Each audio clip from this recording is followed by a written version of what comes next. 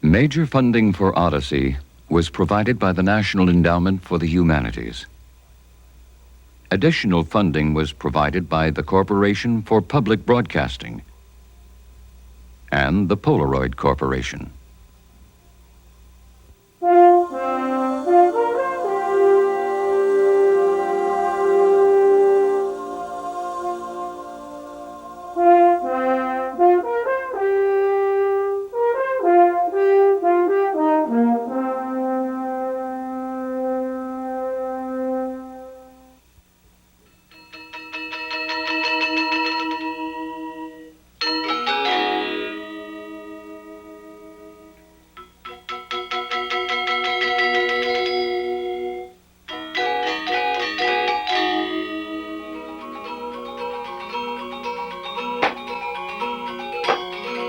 Dewa nata kesawa, harapan rudi, harapan isna akan ikan raksasa.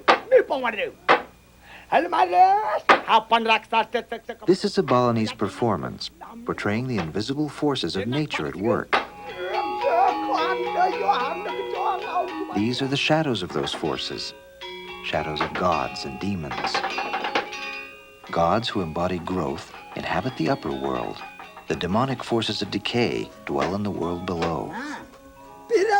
In the middle world, where we humans live, an equilibrium must be maintained, or all three worlds will come to an end. To guard against such a catastrophe, the Balinese must constantly keep growth and decay in balance.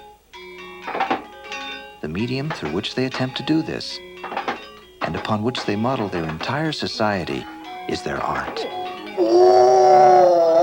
Soanda ni kandang putu kalau bersambung. Uang parat jo parti panas parti lagi. Anggo parti. Parayat na gitu. Layo mangan nang inum so karena ni kandang uang dosi. Ada di kandang bersepadu.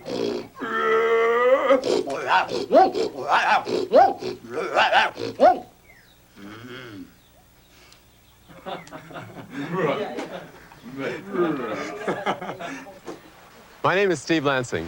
I'm an anthropologist, and for most of my professional life, I've been studying the civilization of the island of Bali in Indonesia. What interested me about Bali was the fact that it's probably the best example of a society in which the arts played a major role in the lives of almost all the people. In thousands of temples around the island, poetry, theater, music, and the other arts are performed by ordinary people as offerings for the gods and demons.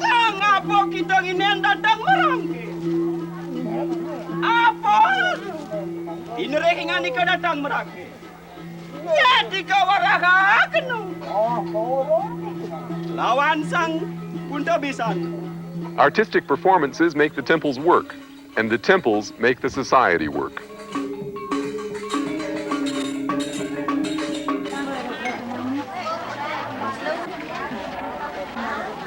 Usually, social scientists view societies as created by economic forces. But Bali is different. Civilization began here with Sanskrit poetry about a wondrous and mythical Indian world.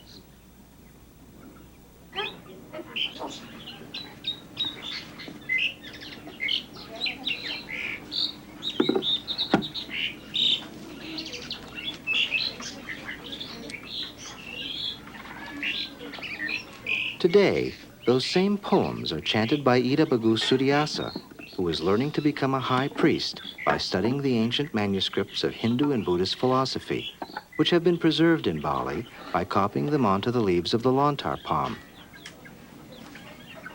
2,000 years ago, Bali was a tribal society ruled by chiefs. Then wandering priests brought books of Hindu-Buddhist poetry from India, like this epic, the Ramayana.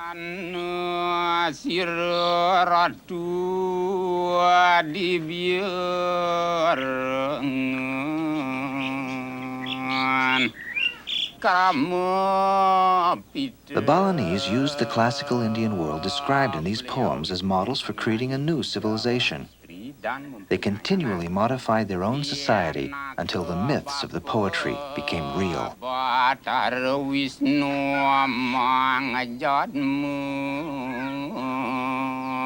Beliau itulah yang menjadi ayahnya pada waktu Batara Wisnu menjadi orang.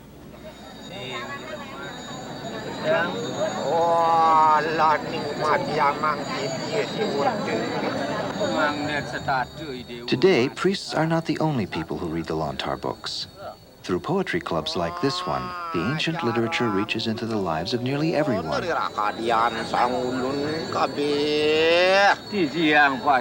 Since the poems are in a language no longer spoken, every line is spontaneously translated and its meaning discussed. Anyone can learn to read the Lontars, but a high priest must live their philosophy. Meninggal, sebaiknya dia tidak merasa sedih. Ya, begitu. Dia jadi hidup gembira, bebas, sedih. Bukan gembira tidak, sedih tidak. Jadi perasaan bebas ya.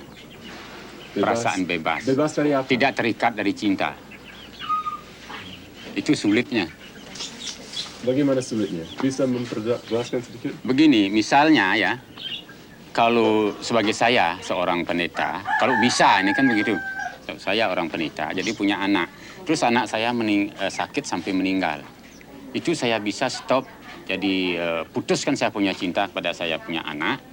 Itu dianggap yang baik. Kenapa?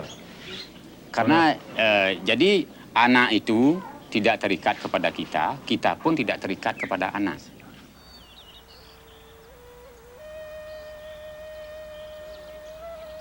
To become a high priest, Ida Bagus must symbolically perform his own funeral and cut all ties to the ego.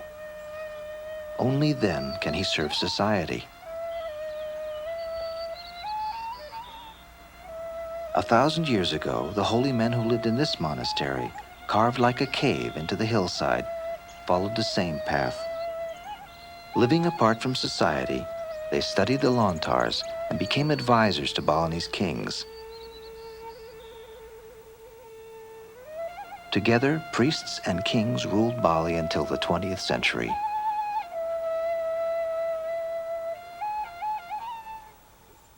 The center of the middle world was here in the great palace of Klung Klung. Today, the Hall of Justice is all that remains. The Kakord Mayun is the grandson of the last king of Klung Klung. In the days of his grandfather, Bali was peaceful and prosperous. Rice exports were worth 500,000 Dutch guilders a year. By 1906, Bali had become a temptation the Dutch colonial empire could no longer resist.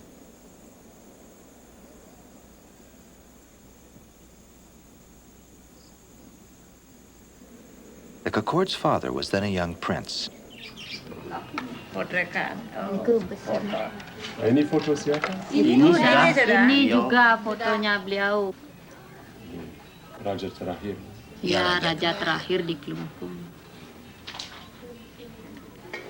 Kegiatan apa pada waktu itu? Di sini kegiatannya ya tidak lain, pendeknya tidak ingin dijajah oleh Belanda, begitu maksudnya. Maka setiap ya keluarga raja supaya dibunuh, begitu.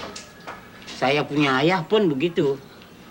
Pertama dia kena di sini, ya. Ini tulangnya ini sudah hancur ini. On September 14th, 1906, 3 battalions of infantry, cavalry, and artillery under the command of General von Tanagan landed on the beaches of South Bali and advanced towards the Palace of Badung. Bali was to become a part of the Dutch colonial empire. As the army marched inland, they found the villages deserted and in flames. Small groups of Balinese armed with swords attacked and were quickly killed. Several days later, the Dutch arrived at the gates of the Palace of Badung. 2 batteries of cannon fired on the Balinese warriors and the royal family, who were armed only with swords and lances. Within an hour, Dutch soldiers were looting the smoking ruins. Every Balinese in the palace was dead. For 2 years, the Balinese fought back. Princes and their courts chose death rather than surrender. Finally, the Dutch attacked Klungklung, the last and greatest royal court. Though defeat was certain, Klungklung would not surrender. The king and his entire court, dressed in their most elegant garments, purposefully marched into the gunfire. Those who were not shot stabbed themselves on the spot. Women disdainfully hurled jewels at their assassins, cheating the enemy of any sense of victory. The Balinese called this the puputan, the finish.